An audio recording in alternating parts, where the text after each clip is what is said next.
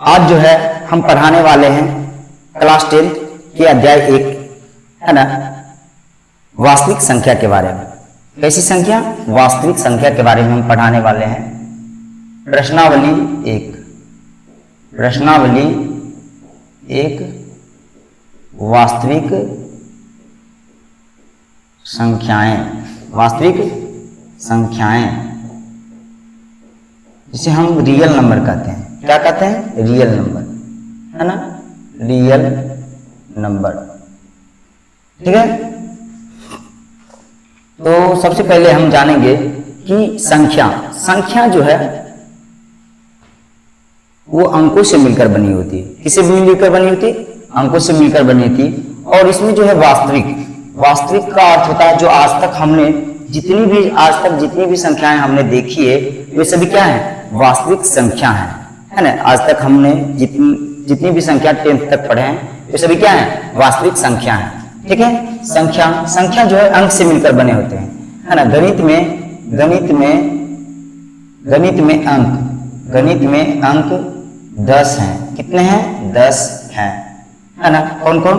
तो 0, 1, 2, 3, 4, 5, 6, 7, 8, 9, है ना। गणित में अंक 10 हैं और इन्हीं अंकों की सहायता से संख्या बन पाया है। क्या बन पाया? संख्या, है ना। क्या बन पाया? संख्या बन पाया है। इन्हीं अंकों की सहायता से संख्या बन पाया है ना। तो संख्या अनेक प्रकार की होती है। संख्या अनेक प्रकार के होते हैं। अनेक प्रकार के होते हैं।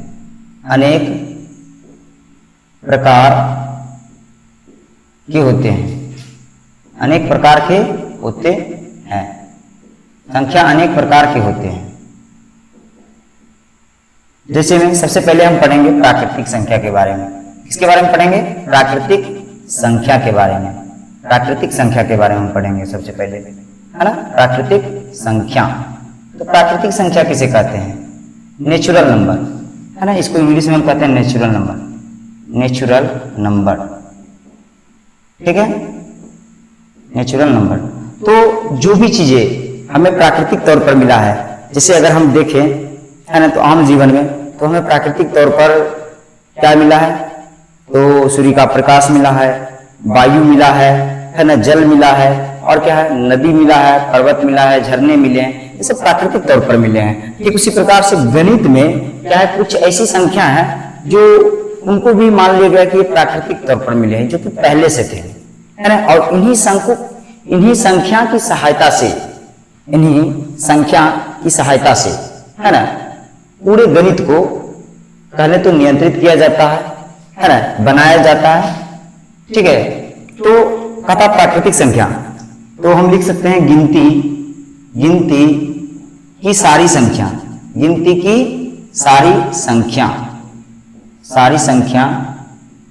ना। गिनती की सारी संख्या को प्राकृतिक संख्या कहते हैं। क्या कहते हैं? को प्राकृतिक संख्या कहते हैं।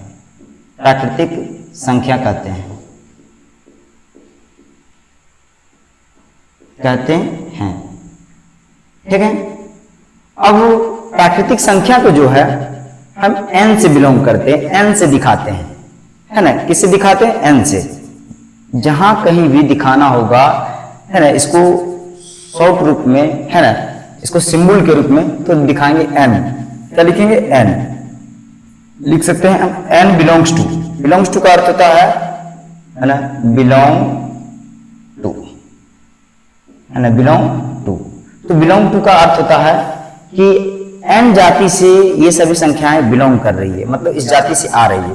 जैसे n जाति से कौन कौन आ जाएगी? नेचुरल नंबर से, तो 1, 2, 3, 4, 5, 6, 7, 8, 9, ये सभी संख्याएं जो है, और 10 ... अनंत तक, है ना। कहां तक? अनंत तक। ये सभी संख्याएं जो है n जाति से बिलोंग कर रही है। किस जाति से? n जाति से। अब उसके बाद हम पढ़ेंगे ये संख्याएं जो होंगी अनंत तक होंगी, है ना, जिसका कोई अंत नहीं है। बहुत सारी संख्याएं महासंख्य तक उससे भी आगे है। अब हम पढ़ेंगे पूर्ण संख्या। क्या पढ़ेंगे? पूर्ण संख्या के बारे में। इसको हम कहते हैं हॉल नंबर। क्या कहते हैं? Hall number. हॉल नंबर के बारे में पढ़ेंगे, है ना। तो हॉल नंबर किसे कहते हैं? तो कहता है यदि हम प्राकृतिक संख्या में, यदि हम क्या करें, प्राकृतिक संख्या में शून्य को शामिल कर दें। किसको शामिल कर दें? शून्य को। अगर शून्य को हम शामिल कर देते हैं तो वो कैसी संख्या बनेगी? पूर्ण संख्या। मतलब वो संख्या जो पूरा हो जाएगी। सोचिए यदि आपके पास एक मार्कर है तो आप बोलिएगा कि मेरे पास एक मार्कर है।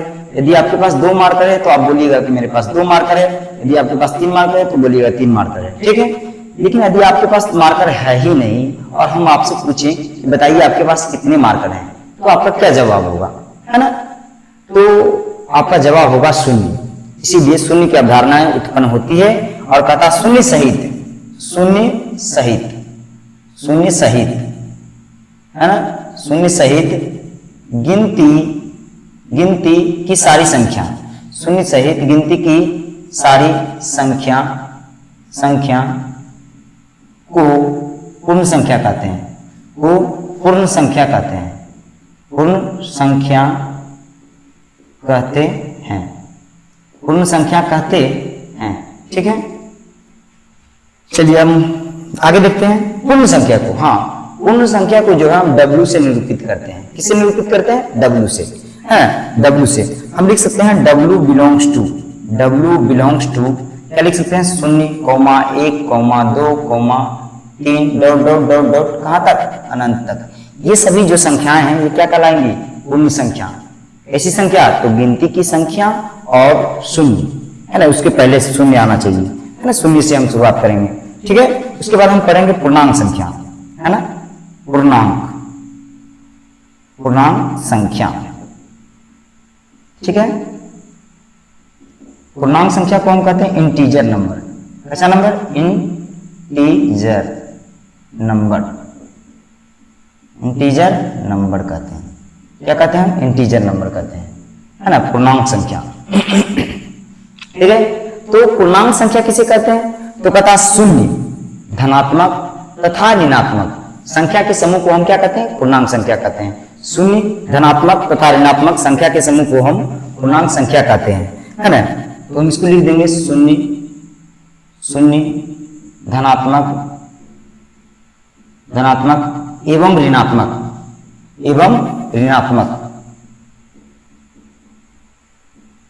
संख्या के समूह को, संख्या के समूह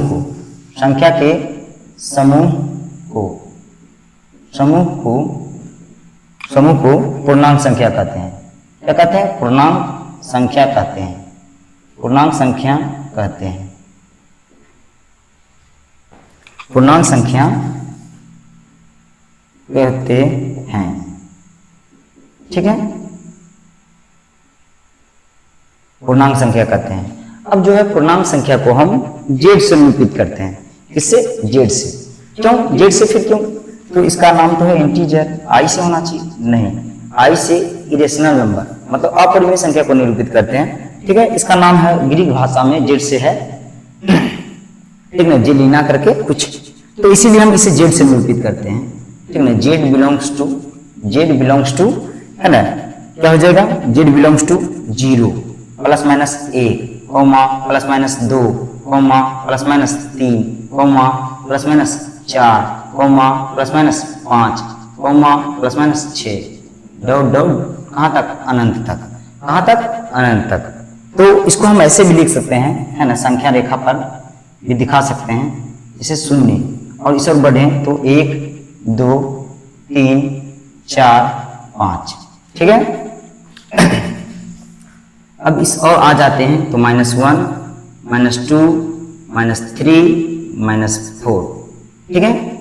तो इस और भी हम बढ़ सकते हैं अनंत तक। कहाँ तक? अनंत तक। और इस और भी जा सकते हैं अनंत तक, है ना, जिसको हम कहते हैं इन्फिनिटिव, है ना। क्या कहते हैं? इन्फिनिटिव तक जा सकते हैं, उधर भी और इस और भी। अब जो है सोचिए यदि आपके पास मार्कर है ही नहीं, तो आपके पास मार्कर नहीं है मतलब शून्य मार्कर है, ठीक है। यदि आपके पास एक मार्कर है तो 1, यदि आपके पास 2 मार्कर है तो 2, है ना, 3 मार्कर है तो 3, तो उस और आप बढ़िएगा, ठीक है। किस ओर? दाईं ओर। किस ओर? दाईं ओर बढ़िएगा, ठीक है। लेकिन आपके पास क्या हो, किसी अन्य व्यक्ति को एक मार्कर देना हो, है ना, तो एक मार्कर मतलब आप कर्जे में, फिर 2 मार्कर देना हो यदि, तो 2 मार्कर आप कर्जे में।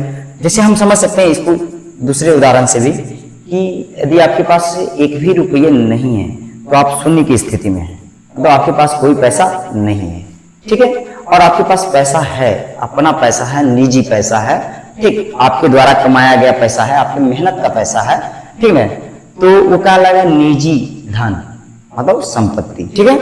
तो आपके पास जो पैसा है, आपके पास जो धन है कमाया गया, उसको हम कह सकते हैं धनात्मक। क्या कह सकते हैं, धनात्मक, ठीक है, उसको हम कह सकते हैं धनात्मक धन, है ना, धनात्मक। इन सभी संख्याओं को हम क्या कहेंगे, धनात्मक, धनात्मक, क्लियर है ना, धनात्मक, जिसको हम कह सकते हैं पॉजिटिव, है ना, क्या कह सकते हैं, पॉजिटिव, है ना,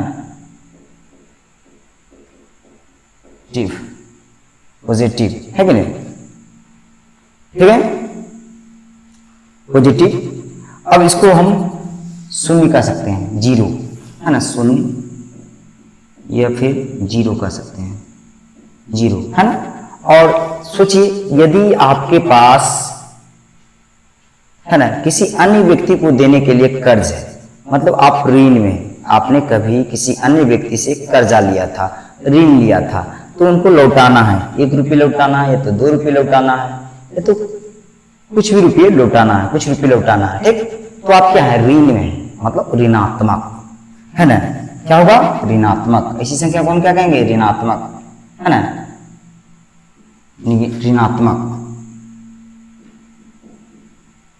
ऋणात्मक संख्या, निगेटिव नंबर, है कि नहीं, निगेटिव नंबर, ठीक है, निगेटिव नंबर। चलिए ठीक है, पूर्णांक संख्या हम समझ लिए। उसके बाद हम क्या समझेंगे, तो उसके बाद हम समझेंगे सम संख्या के बारे में। कैसी संख्या के बारे में, सम संख्या।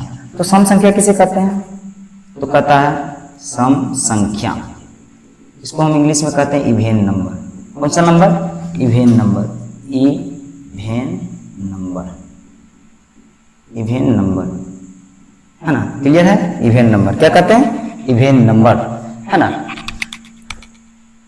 इसे हम इवेन नंबर कहते हैं, ठीक है। तो कहता है वैसी संख्या जो 2 से क्या है, पूर्णतः विभाज्य है, वैसी संख्या जो 2 से पूर्णतः विभाज्य है, उसे हम क्या कहेंगे, सम संख्या। मतलब यदि हम किसी संख्या से 2 में भाग दें, यदि हम किसी संख्या से 2 में क्या करें, भाग दें, तो मेरा शेषफल 0 आएगा, तो वो संख्या 2 से क्या है, विभाज्य है।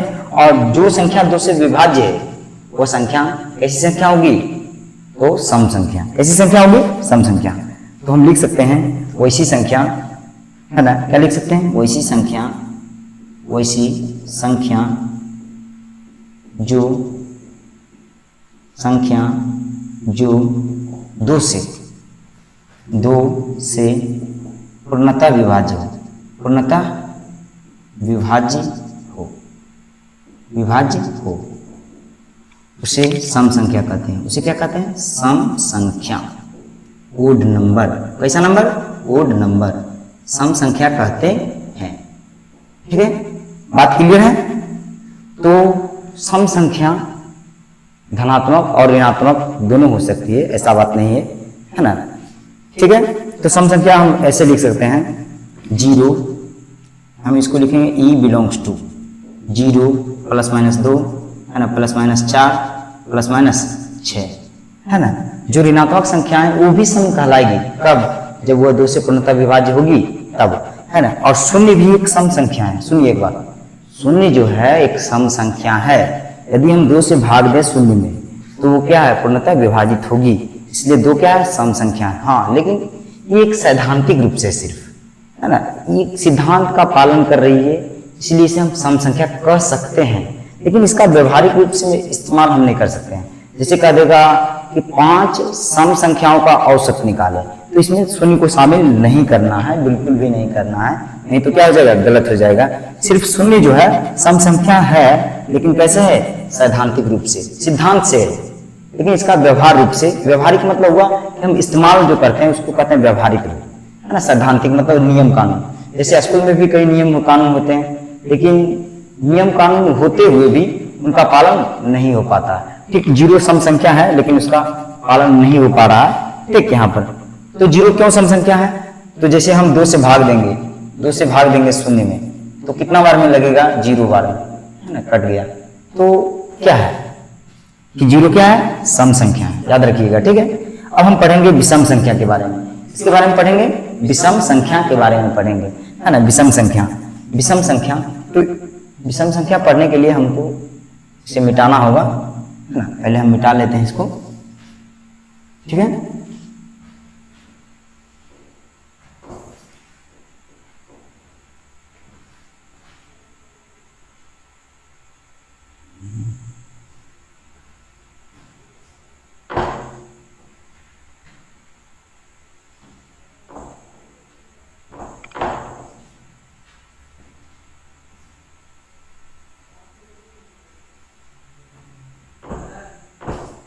विषम संख्या के बारे में पढ़ेंगे, है ना।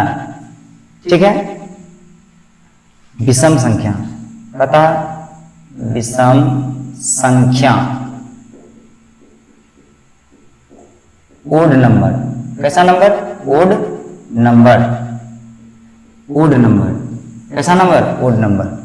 तो वैसी संख्या जो 2 से पूर्णतः विभाज्य ना हो। ऐसी संख्या, वैसी संख्या जो 2 से पूर्णतः विभाज्य ना हो, वैसी संख्या, संख्या जो 2 से पूर्णतः विभाज्य ना हो, विभाज्य ना हो, उसे विषम संख्या कहते हैं। उसे क्या कहते हैं? विषम संख्या, उसे विषम संख्या कहते हैं, उसे विषम संख्या कहते हैं। ठीक है, उसे विषम संख्या कहते हैं।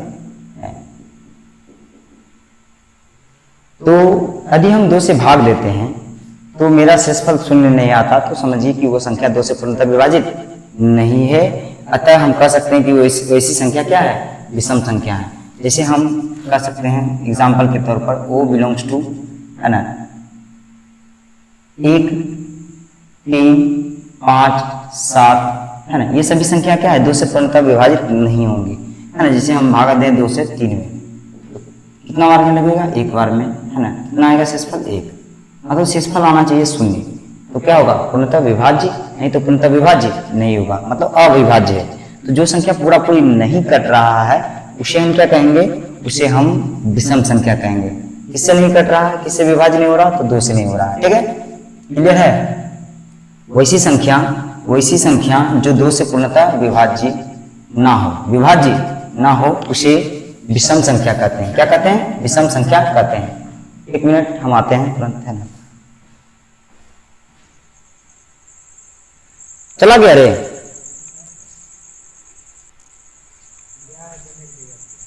अच्छा, वहीं देखो, चाबी लेकर आ रहे हैं।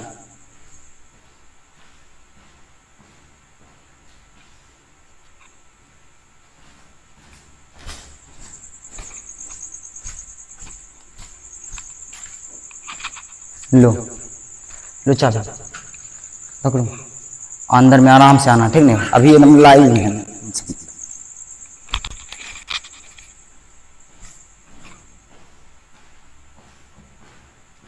तो हम क्या पढ़ा रहे थे? विषम संख्या, है ना। वैसी संख्या जो 2 से पूर्णतः विभाज्य ना हो उसे हम विषम संख्या कहते हैं। हम लिख सकते हैं O belongs to, O belongs to, इसे शून्य मत समझिएगा, है ना, ये O है। O बिलोंग्स टू हम लिख सकते हैं 1, 2, 3, 4, है ना, 1, 2, 3, 5, 7, है ना। ये सभी संख्या क्या है? 2 से पूर्णतः विभाज्य नहीं है। ठीक है, अब आगे हम बढ़ते हैं, है ना। उसके बाद हम पढ़ेंगे अभाज्य संख्या के बारे में।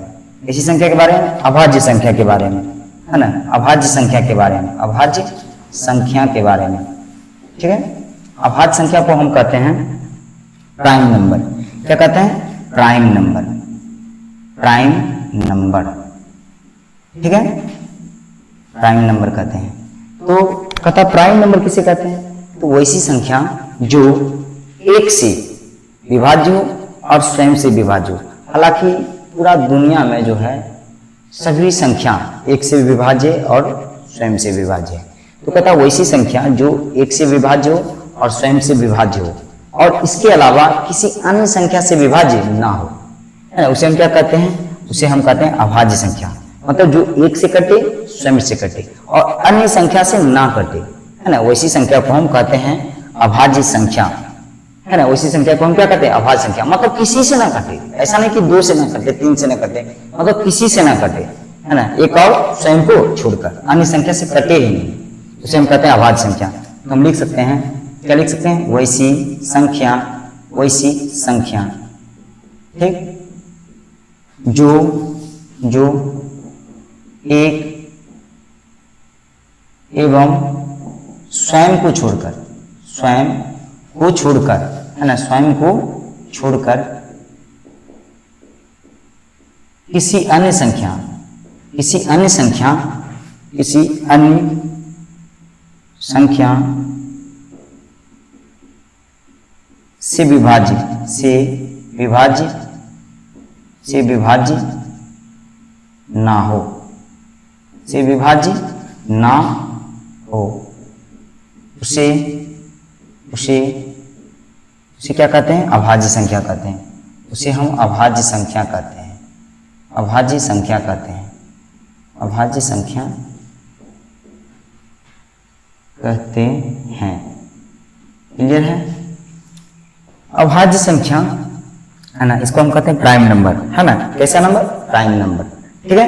तो प्राइम नंबर कौन कौन हो जाएगा, अभाज्य संख्या जो एक से कट रहा है, स्वयं से कट रहा है और किसी अन्य संख्या से नहीं कट रहा। तो एक बात बता देना चाहते हैं आपको, एक जो है ना तो भाज्य संख्या है ना अभाज्य संख्या है ना, ना तो भाज्य संख्या है ना तो अभाज्य संख्या है। तो 2 जो है वह एक से कट रहा है और 2 स्वयं से कट रहा है और किसी अन्य संख्या से विभाजित नहीं हो रहा है। इसीलिए हम 2 को कह सकते हैं, 2 को कह सकते हैं सबसे छोटी सम अभाज्य संख्या, सम अभाज्य संख्या, है ना, सम अभाज्य संख्या, क्या कहेंगे, सम अभाज्य संख्या,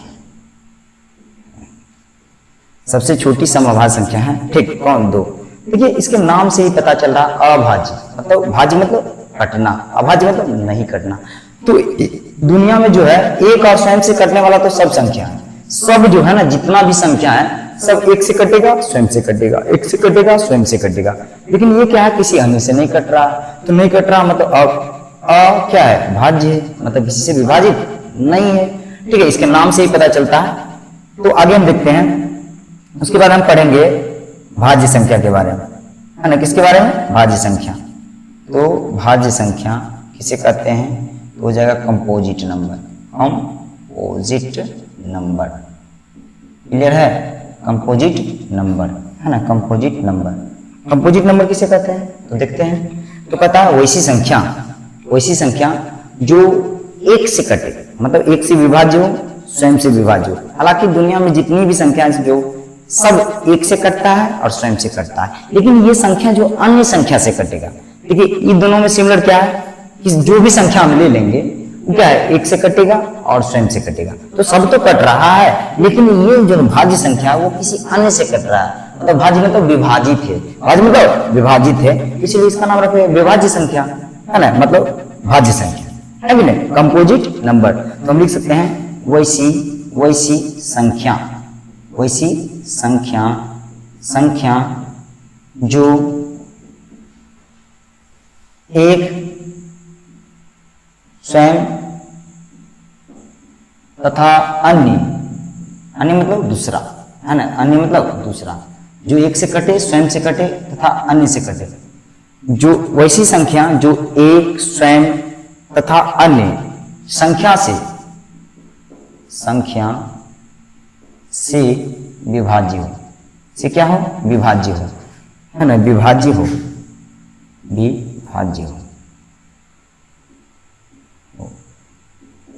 उसे भाज्य संख्या कहते हैं। उसे क्या कहते हैं, भाज्य संख्या कहते हैं, भाज्य संख्या कहते हैं, ठीक है, क्लियर है। तो देखिए हम इसे ऐसे भी बोल सकते हैं, जो संख्या एक से कटे, स्वयं से कटे तथा अन्य संख्या से कटे, उसे हम क्या कहेंगे, भाज्य संख्या। तो भाज्य संख्या आपको पहले भी बता चुके हैं, एक ना तो भाज्य संख्या है ना तो अभाज्य संख्या है। तो भाज्य संख्या सबसे छोटी भाज्य संख्या कौन है, 4 है ना, 4 से शुरू होगा। 4 क्या है, एक से तो कट रहा है, स्वयं से भी कटेगा और 2 से भी कटेगा, है ना, क्लियर है। तो ये क्या हो जाएंगे, भाज्य संख्या। ठीक उसी प्रकार से हम ले लेंगे 6 क्या है, एक से कट रहा है, 2 से कट रहा है, 3 से कट रहा है, स्वयं से कट रहा है। एक से कटेगा, स्वयं से कट रहा है कि नहीं, और अन्य से भी कट रहा है, ये अन्य संख्या हो गई है कि नहीं, और एक हो गए और ये स्वयं हो गए। क्लियर है, बात क्लियर है। और इसको हम एक और तरीका से बोल सकते हैं कि जिसका अभाज्य गुणनखंड है ना, जिसके अभाज्य गुणनखंडों की संख्या 2 उसे हम भाज्य कहते हैं, और जिसके अभाज्य गुणनखंडों की संख्या 2 से अधिक हो उसे हम क्या कहते हैं, भाज्य कहते हैं, है ना, उसे हम क्या कहते हैं, भाज्य कहते हैं। जैसे हम अभाज्य गुणनखंड निकालेंगे, है ना, अभाज्य गुणनखंड अगर अभाज्य संख्या का निकालेंगे, जैसे 2 का अभाज्य गुणनखंड क्या आएगा, 2 × 1, मतलब 2 ही संख्या आ रहा है जिसका अभाज्य गुणनखंड है। लेकिन यदि हम 4 का निकालें तो 1 आ सकता है, 2 आ सकता है, 4 आ सकता है कि नहीं, इसका 1 आ सकता है, 2 आ सकता है, 3 आ सकता है, 6 आ सकता है। 6 × 1 लिख सकते हैं, या तो 2 × 3 लिख सकते हैं, 2 × 3 लिख सकते हैं, है कि नहीं, 2 × 3 लिख सकते हैं। क्लियर है। अब उसके बाद भाज्य और अभाज्य पढ़ने के बाद हम आपको पढ़ाएंगे सहभाज्य संख्या। क्या पढ़ाएंगे, सह मतलब क्या होता है, साथ, है ना, इसने कहा हम सहयोगी हैं, सहयोगी मतलब हम आपके साथ हैं। ठीक उसी प्रकार से सह मतलब साथ। अभाज्य में तो अभाज्य संख्या, है ना, अभाज्य संख्या को आप पहले से जान रहे हैं, वैसी संख्या जो एक स्वयं को छोड़कर किसी अन्य संख्या से विभाज्य ना हो उसे हम क्या कहते हैं, अभाज्य संख्या। ठीक उसी प्रकार से हम यहाँ पढ़ेंगे सहअभाज्य संख्या। कैसी संख्या, सहअभाज्य संख्या, सहअभाज्य संख्या। सहअभाज्य संख्या को हम कहते हैं को प्राइम नंबर। क्या कहते हैं, को प्राइम नंबर, को प्राइम नंबर। क्लियर है, को प्राइम नंबर क्या कहते हैं बाबू, को प्राइम नंबर कहते हैं, है ना, बात क्लियर है। ठीक, को प्राइम नंबर तो कहता वैसी 2 अभाज्य संख्या, ये तो 2 से अभाज्य संख्याओं का जोड़ा, है ना, वैसी 2 अभाज्य संख्या जिनका मासा क्या हो, 1 हो, है ना, वैसी 2 या 2 से अधिक अभाज्य संख्या, वैसी 2 या 2 से अधिक भी हो सकते हैं, 2 से अधिक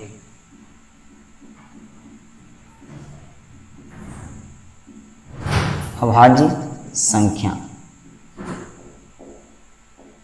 संख्याओं का मासा, है ना, संख्याओं का मासा, है ना, हम इसे लिख सकते हैं संख्याओं का मासा। 2 या 2 से अधिक अभाज्य संख्याओं का मासा, संख्याओं का मासा, मासा मतलब महत्तम समावर्तक, है ना, संख्याओं का महत्तम समापवर्तक, वर्तक एक हो उसे सहअभाज्य संख्या, उसे सहअभाज्य संख्या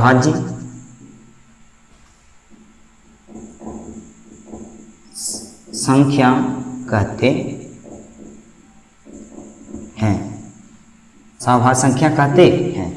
वैसी 2 या 2 से अधिक अभाज्य संख्या जिनका मासा कितना हो, जिनका मासा 1 हो, वैसी 2 या 2 से अधिक अभाज्य संख्याओं का मासा, है ना, अभाज्य संख्याओं का मासा ये तो महत्तम समावर्तक 1 हो उसे सहअभाज्य संख्या कहते हैं। उसे क्या कहते हैं, सहअभाज्य संख्या कहते हैं। जैसे में 3, 5 इन दोनों अभाज्य संख्याओं का मासा कितना आएगा, 1। ठीक उसी प्रकार से 2, 7 है ना, 7, 5 है ना, इन सभी अभाज्य संख्याओं का जो जोड़ा है, युग्म है, जो 7 है, उनका मासा कितना आएगा, 1। क्या आएगा, मासा 1 आएगा। ठीक है, क्लियर है, बात साफ है। अब हम आगे पढ़ेंगे परिमेय संख्या। क्या पढ़ेंगे, परिमेय संख्या। क्या पढ़ने वाले हैं, परिमेय संख्या। ठीक है, तो कहता परिमेय संख्या किसे कहते हैं, परिमेय संख्या, परिमेय संख्या, परिमेय संख्या को हम कहते हैं रेशनल नंबर। क्या कहते हैं, रेशनल नंबर, रेशनल नंबर। ठीक है, क्लियर है, परिमेय संख्या। तो परिमेय संख्या आप लोगों ने बचपन में पढ़ा होगा, अंश बटे हर को हम क्या करते हैं, भिन्न कहते हैं। लेकिन ये पूरी तरह से सत्य नहीं है। अंश बटे हर को हम भिन्न नहीं कर सकते हैं, है ना। जैसे हम लिख देंगे √2/3, है ना। तो √2/3 ये तो भिन्न है, चलिए ठीक है, अपरिमेय संख्या लेकिन भिन्न है। और लिख देंगे, अगर हम लिख देंगे 0/2 तो ये भी क्या है, भिन्न है। लेकिन यदि हम लिख दें 2y शून्य, 2y क्या लिख दें, शून्य, है ना। 2y क्या लिख दें, शून्य। यदि हम लिख दें √2/3 तो क्या होगा, ये क्या होगा, ये भिन्न कहला सकता है। और हम लिख दें 0/2 तो ये भी भिन्न कहला सकता है। लेकिन लिख दें हम 2/0 तो ये भिन्न नहीं कहलाएगा, इसे हम भिन्न नहीं कहेंगे, है ना। क्यों नहीं कहेंगे, क्योंकि हर शून्य नहीं होना चाहिए, है ना। ऊपर वाले को हम अंश कहते हैं, ऊपर वाले को हम अंश कहते हैं, और नीचे वाले को हम क्या कहते हैं, हर कहते हैं। तो हर जो है शून्य नहीं होना चाहिए। ठीक इसी प्रकार से इसमें हम पढ़ेंगे वैसी संख्या जो p/q के रूप में, है ना, p/q के रूप में। p/q का अर्थ हुआ कि ऊपर वाला को अंश कहेंगे p वाले को, और q वाले को हर कहेंगे। ऐसा नहीं कि हम हर हमेशा p/q ही बोले, लेकिन वैसी संख्या जो a/b के रूप में हो, b ≠ 0, है ना, ये भी लिख सकते हैं। तो कहता परिमेय संख्या किसे कहते हैं, वैसी संख्या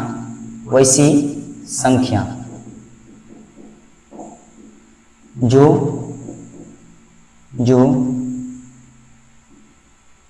p/q के रूप में हो, उसे परिमेय संख्या कहते हैं। उसे क्या कहते हैं, उसे परिमेय जो वैसी संख्या जो p/q के रूप में हो, जहां q ≠ क्या हो, 0 हो, मतलब q के बराबर 0 ना हो।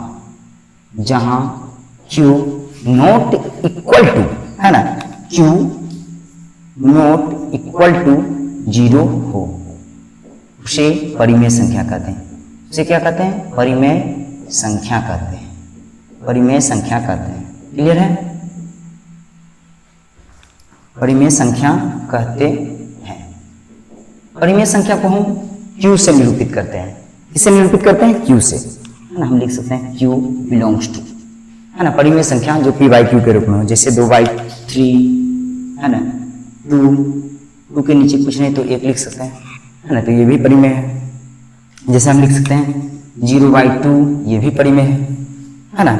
आपने सम संख्या में देखा होगा कि जब हम 2 से भाग देते हैं 0 में, 2 से भाग देते हैं 0 में, तो क्या प्राप्त होता है हमें, शून्य। क्या प्राप्त होता है, शून्य। मतलब जब हम 2 से भाग देंगे शून्य में तो पूरा विभाजित होगा।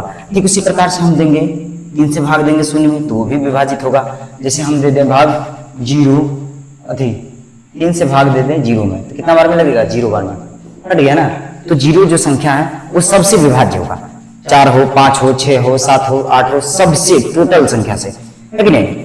लेकिन हम 3/0 नहीं लिख सकते हैं, 4/0 नहीं लिख सकते हैं, हर में 0 नहीं संभव है। क्यों, यदि ऐसा होता है तो गणित में इसकी कोई परिभाषा नहीं हो सकती है। जैसे हम 0 से भागा दें 3 में, तो 0 में हम कितना भी गुना कर ले, यहाँ पर 3 नहीं आ सकता है, ये तो 3 से छोटी संख्या नहीं आ सकता है। अब बोलेगा कि सर कम से कम 0 तो आएगा, ठीक है 0 आएगा, 2 बार गुना किए 0 आ गया, तो फिर से 3 आ गया। तो क्या है कि जो भाज्य है इसको हम भाजक कहते हैं, इसको हम भाज्य कहते हैं, इसको हम भागफल कहते हैं, इसको शेषफल कहते हैं। तो यहाँ पर क्या है, भाज्य और शेषफल बराबर रह गया, इसका मतलब हमने भाग नहीं दिया। और बार बार हम जितनी बार करेंगे पता चलेगा कि असल में हम भाग नहीं दे रहे हैं। इसीलिए गणित की अवधारणा में है ना इसकी कोई परिभाषा नहीं है, ठीक है, क्लियर है ना। ये अनडिफाइंड माना जाता है। क्या माना जाता है, अनडिफाइंड। अनडिफाइंड का सिंबल इस तरह से होगा, ठीक है। अनंत का जो सिंबल होगा इस तरह से हम लिख सकते हैं डॉट डॉट डॉट डॉट अनंत, और अनडिफाइंड का हम सिंबल ऐसे दे सकते हैं, क्लियर है। अनडिफाइंड मतलब जिसकी कोई डिफिनेशन नहीं है, मतलब जिसकी कोई परिभाषा ही संभव नहीं है, क्लियर है। क्या बाबू क्लियर है ना। अब थोड़ा सा परिमेय संख्या में एक और बात है, कहता है जहां p तथा q सहभाज्य संख्या होनी चाहिए। ऐसी संख्या होनी चाहिए सहभाज्य संख्या, है ना। तो हम लिख देंगे जहां है ना, दिख रहा वहां तक नहीं दिख पा रहा, ठीक है, हम इसको मिटा देते हैं, ठीक है। तो हम लिखेंगे पहले इसको हम मिटा लेते हैं।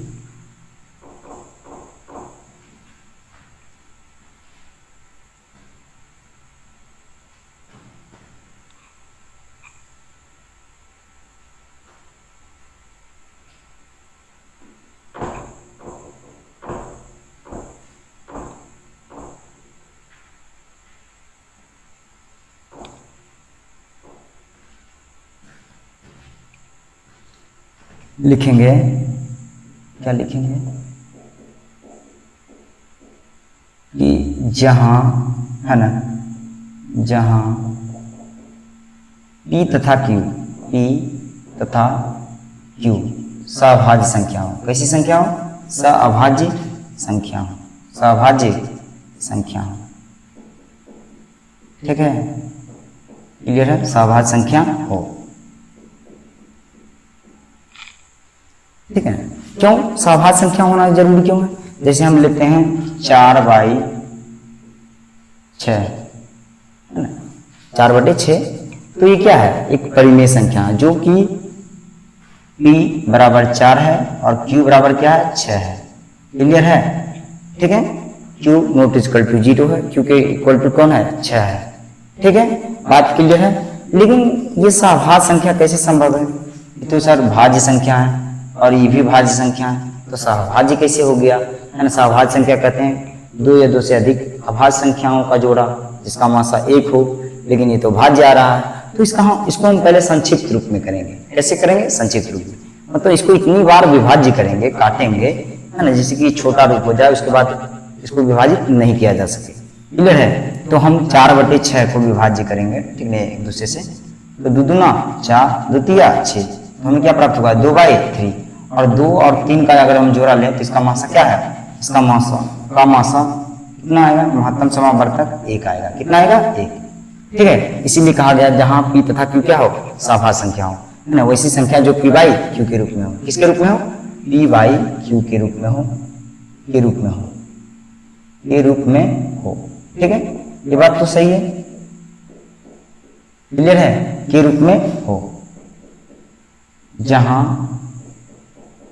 Q not equal to 0। लेकिन ये भी बात सही है कि जहां P तथा Q क्या है? सअभाज्य संख्या हो। P तथा Q क्या हो? सअभाज्य संख्या हो। ठीक, और अगर हम देखें तो आप एक बात गौर कीजिएगा कि P को अगर हम अकेला देखें तो P एक पूर्णांक संख्या होता है। क्लियर है? और क्या है? Q भी एक पूर्णांक संख्या होता है ना। और एक बात हम लिखते हैं, P तथा Q अलग अलग पूर्णांक हो, है ना। P तथा Q, है ना, P तथा Q पूर्णांक संख्या हो, P तथा Q पूर्णांक संख्या हो।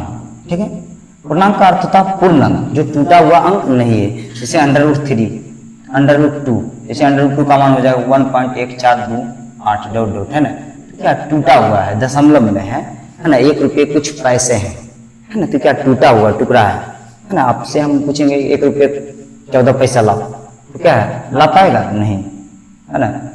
ठीक है, तो ये टूटा हुआ है। क्लियर बात समझ में आ रहा? तो यहाँ पर पूर्णांक संख्या होना जरूरी है ना। हम लिख देंगे कि अंडर रूट,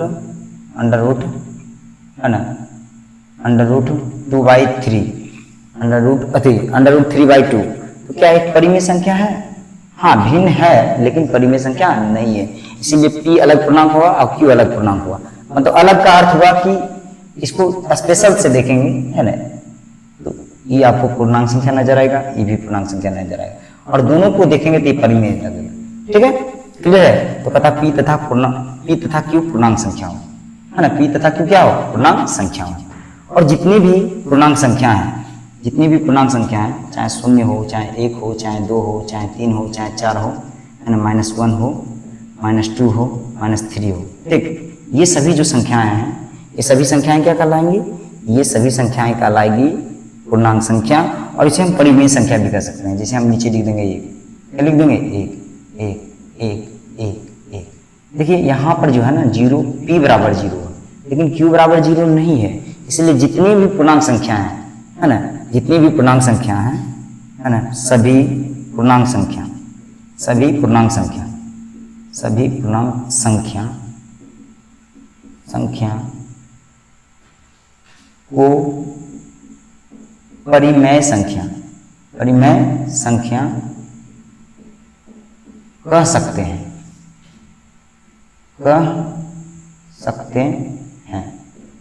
ठीक है, बात क्लियर है। लेकिन सभी परिमेय संख्या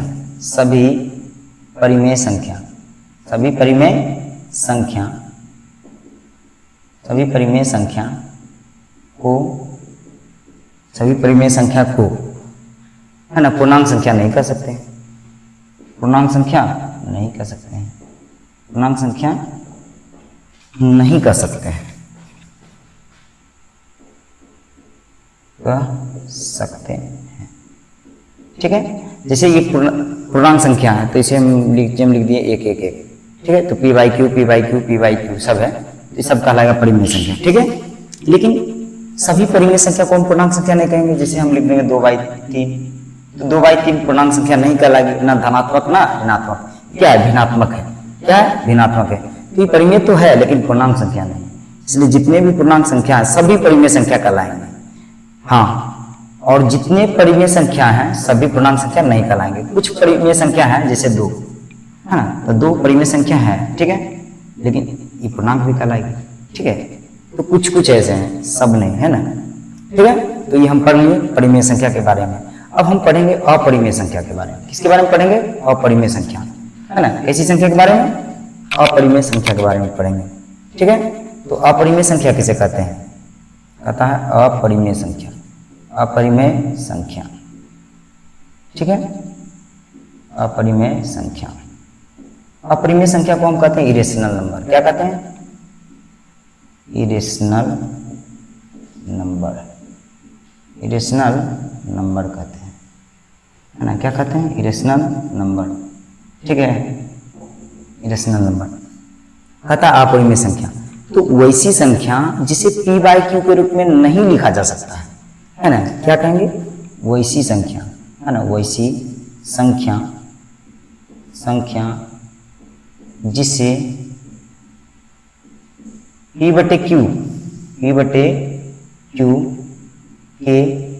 रूप में नहीं लिखा जा सके, नहीं लिखा जा सके। ठीक है, नहीं लिखा जा सके, उसे अपरिमेय संख्या कहते हैं। उसे क्या कहते हैं? अपरिमेय संख्या। उसे अपरिमेय संख्या कहते हैं, अपरिमेय संख्या कहते हैं। ठीक है, अपरिमेय संख्या को हम i से सूचित करते हैं। किससे? i से, i बिलोंग्स टू, है ना। तो अपरिमेय संख्या कौन होंगे? जो p/q के रूप में नहीं लिखे जा सकते हैं, है ना। हम उसके बाद ये नहीं लिख देंगे कि q = 0 हो। कई लोग लिख देते हैं, कई लोग बता देते हैं कि वैसी संख्या जो p/q के रूप में नहीं लिखा जा सके, जहां q = 0 हो, मतलब q के बराबर 0 हो, है ना। ये संभव नहीं है। जब हम p/q के रूप में नहीं लिख सकते हैं, p/q के रूप में अस्तित्व नहीं है, तो q बराबर 0 कैसे हो जाएगा, है ना। ठीक, तो ये सभी संख्याएं जो है अंडर रूट के रूप में होंगी, है ना, जिनका पूर्ण वर्गमूल संभव नहीं है। ठीक है, √2, √5, और जो है ऐसी संख्या होंगी जो, है ना, दशमलव के रूप में होगी, जिसका दशमलव प्रसार, है ना, दशमलव के बाद भिन्न भिन्न संख्याएं आएगी, है ना, जो आवर्त नहीं होगी, अनावर्त होगी, है ना। 3.08967 ये अनंत तक जाते रहेगी। इसे हम कभी बटे में नहीं लिख सकते हैं। आगे हम पढ़ेंगे शांत में इसे हम क्यों बटे में नहीं लिख सकते हैं। क्लियर है? ठीक है, तो ये संख्याएं क्या कहलाएगी? अपरिमेय संख्या। क्या कहलाएगी? अपरिमेय संख्या। अब हम 2 टॉपिक पढ़ेंगे, शांत और अशांत, शांत और अशांत के बारे में, है ना। चलिए ठीक है, शांत के बारे में पढ़ेंगे। तो कहता है शांत संख्या, शांत संख्या यदि x कोई संख्या है, यदि x परिमेय संख्या है, क्या है? x परिमेय संख्या है, तो x = क्या होगा? p/q। मतलब x जो होगा p बटे q के बराबर होगा। क्लियर है? क्योंकि वो परिमेय संख्या है, जो परिमेय संख्या उसे हम p बटे q के रूप में लिख सकते हैं, तो p बाई q के रूप में होगा। लेकिन जहां जहां q का अभाज्य गुणनखंड, q का अभाज्य गुणनखंड, अभाज्य गुणनखंड गुणनखंड है ना, 2 पर पावर n या 5 पर पावर m या फिर 2 पर पावर n इंटू 5 पर पावर m के रूप में हो, उसे शांत कहते हैं, क्या कहते हैं? शांत कहते हैं।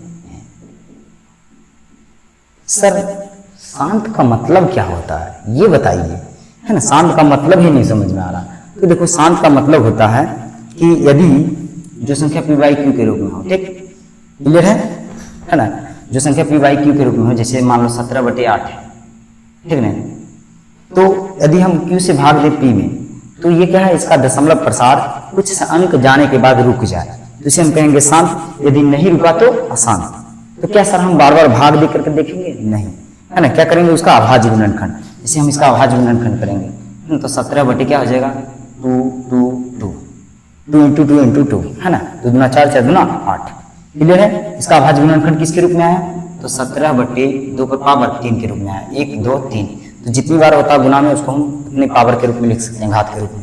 क्लियर है? तो ये 2 के रूप में आया और हम इसमें गुना कर देते हैं 5 पर पावर 0। तो किसी भी संख्या पर पावर 0 हो तो उसका मान कितना होता है, 1, और 1 गुना करने से कोई फर्क नहीं पड़ता। क्लियर है? तो ये 2 और 5 के रूप में आ गया। और सर किसी अन्य संख्या के रूप में आता तो 2 और 5 ही आता, और किसी अन्य संख्या के रूप में आता तो क्या शांत कर रहा था? बिल्कुल भी नहीं, है ना, सिर्फ 2 आना चाहिए, या तो सिर्फ 5 आना चाहिए, या तो सिर्फ 2 और 5 आना चाहिए, है ना, ठीक है, तो उसे हम शांत कहेंगे। जैसे हम देख सकते हैं 8 से यदि हम भागा दें 17 में, तो क्या है, इसका दशमलव प्रसार जो है दशमलव के बाद 2-3 अंक के बाद ये रुक जाएंगे, है ना, ठीक है। इसको हम भागा देकर दिखाते हैं। जैसे हम भागा दें, है ना, 8 से भागा दें कितना में, 17 में, क्या बार में लगेगा? सबसे पहले तो 8 एक बार में लगेगा, है ना, 8 एकम 8, कितना आएगा, 9। क्या हम 1 शून्य ले सकते हैं? बिल्कुल ले सकते हैं। सॉरी, दशमलव देने के बाद हम 1 शून्य ले सकते हैं, हाँ ले सकते हैं, है ना। 8 8 64, 8 9 72, 8 2 80, है ना। ओ सॉरी,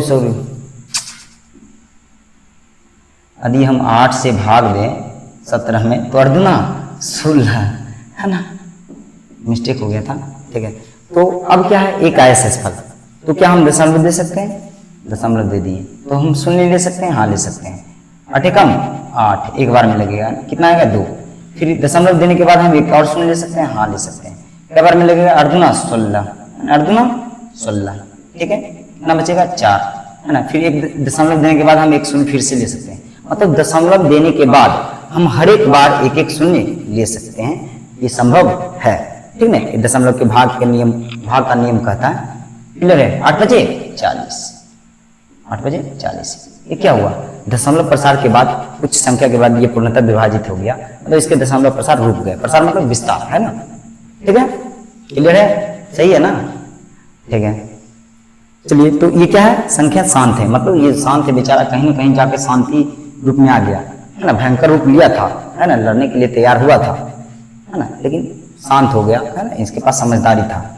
अब हम पढ़ते हैं अशांत संख्या के बारे में। किसी संख्या के बारे में? अशांत संख्या के बारे में, ठीक है। तो पहले हम इसको मिटा लेते हैं, ठीक ना, नीचे नहीं दिख पाएगा।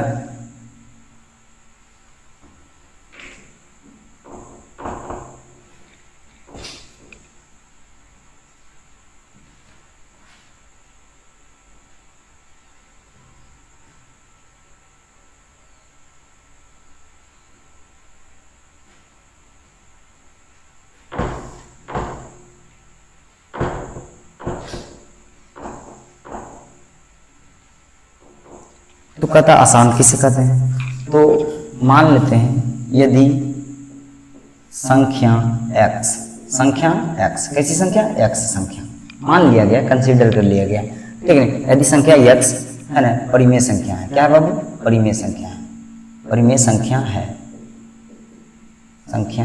ठीक है। तो परिमेय संख्या किसके रूप में होगा, p बटे q के रूप में होगा, है ना। x कहीं ना कहीं किसके रूप में होगा, p बाई q के रूप में, क्यूब के रूप में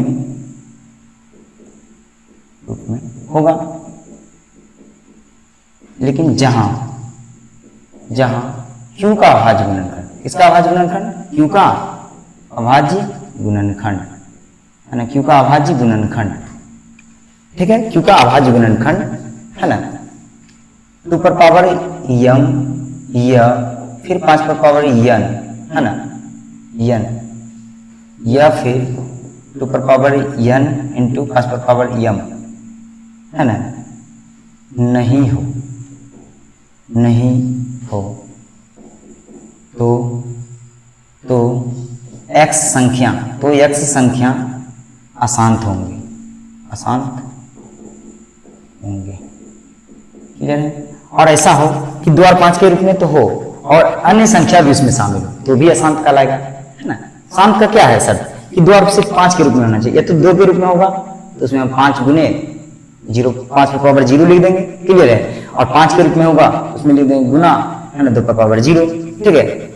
लेकिन 2 और 5 के अलावा होगा अन्य संख्या तो अशांत कहलाएगा, ठीक है। जैसे हम ले लेते हैं 17/3 है ना, तो नीचे से हम भागा देंगे ऊपर में, पहले तो इसका क्यू का अभाज्य गुणनखंड करेंगे तो कितना आएगा, 3 पर पावर 1 और 5 पर पावर 0 लिख देंगे। लेकिन इसमें तो 2 पर पावर के रूप में तो नहीं आया है, 2 के पावर के रूप में नहीं आया तो क्या कहलाएगा, अशांत। बिना भाग दिए हमको लिखना होता है कि नहीं क्लास 10 में। लेकिन हम समझाने के लिए आपको बता रहे हैं कि नीचे से भागा देंगे अभी ऊपर में तो दशमलव प्रसार रुक गया तो शांत, और नहीं रुका तो अशांत। और नहीं रुकते हैं तो 2 प्रकार से नहीं रुकते हैं, अभी तुरंत हम देखते हैं, है कि नहीं। ये नहीं रुकते हैं तो क्यों नहीं रुकते हैं, है ना। तो एक तो है 3 5 15, ठीक है, 2 आएगा, है ना, दशमलव ले सकते हैं, फिर कितना आएगा 3 6 18, फिर 2 आएगा, फिर 3 6 18, है ना, मतलब रिपीट हो रहा है। क्या हो रहा है, रिपीट, है ना, क्या हो रहा है, रिपीट। तो जो रिपीट हो रहे हैं अलग अलग संख्या ना आकर के, लाइट चली गई है।